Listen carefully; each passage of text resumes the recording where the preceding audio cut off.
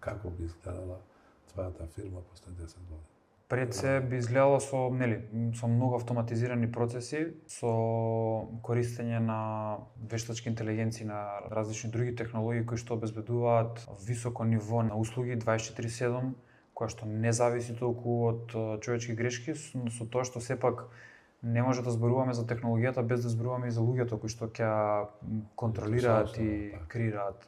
и користат таа технологија. Така да многу ми е важно и сам кон себе и кон другите исто тоа да се каже дека кога зборуваме за технологија и целата таа автоматизација не значи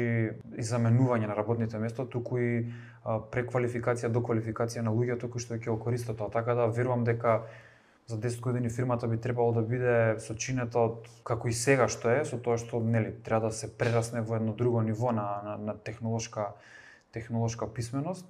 да се користат сите тие алатки, да се контролираат, да се тоа функционира во еден безбеден екосистем, бидејќи сепак сме платежна институција, работиме со сензитивни податоци кои што мора да бидат по регулатива заштитени и обезбедени, така да апсолутно натака сме фокусирани.